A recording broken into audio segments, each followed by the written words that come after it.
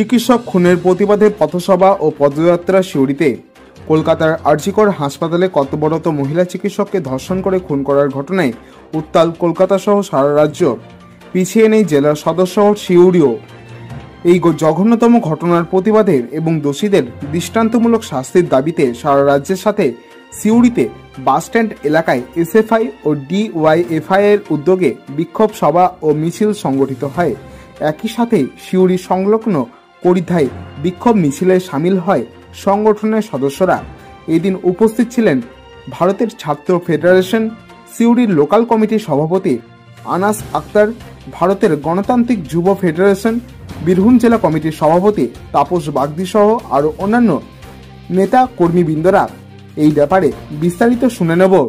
ধামাচাপা দেওয়ার প্রথম দিকে যে চেষ্টা করলো, তাতে করে সাধারণ মানুষের কাছে এ বার্তা গিয়েছে যে গোটা পশ্চিম বাংলা জুড়ে সাধারণ যে সমস্ত মহিলারা আছেন, যে সমস্ত ছাত্রীরা আছেন, ছাত্ররা আছেন, যে সমস্ত সাধারণ মানুষ জনগণ আছেন, তারা এ রাজ্যে কোনোভাবে সুরক্ষিত নয়।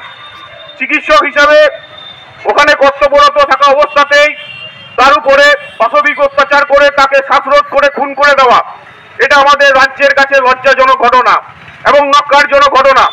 এই ঘটনা বারবার প্রতিনিয়ত আমাদের রাজ্য জুড়ে ঘটে চলেছে। শুধুমাত্র এই যে আরজিকর কলেজের ঘটনা শুধু নয়, আমরা দেখেছি একদম কামদুনি থেকে শুরু করে গাইঘাটা থেকে শুরু করে পার্কস্ট্রিট থেকে শুরু করে বিভিন্ন ক্ষেত্রে এই মহিলাদের উপর এই পাশবিক অত্যাচার, পাশবিক আক্রমণ প্রতিনিয়ত নেমে এসেছে।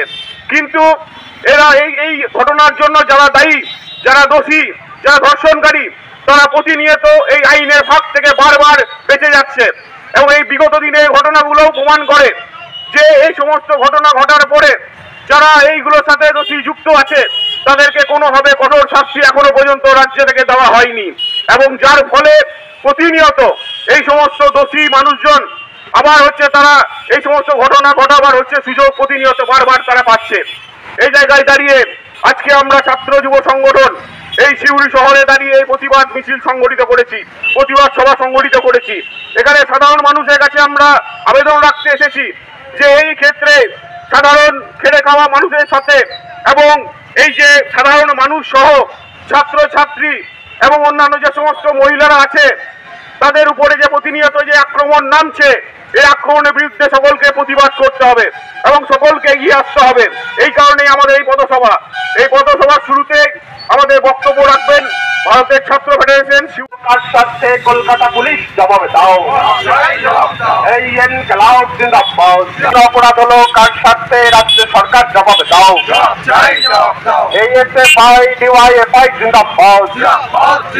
এই আন্দোলন চলছে, এই আজকে করে ধর্ষকদের শাস্তির দাবিতে আমাদের আন্দোলন চলছে, সমস্ত অপরাধীদের শাস্তির দাবিতে এই পথসভা চলছে।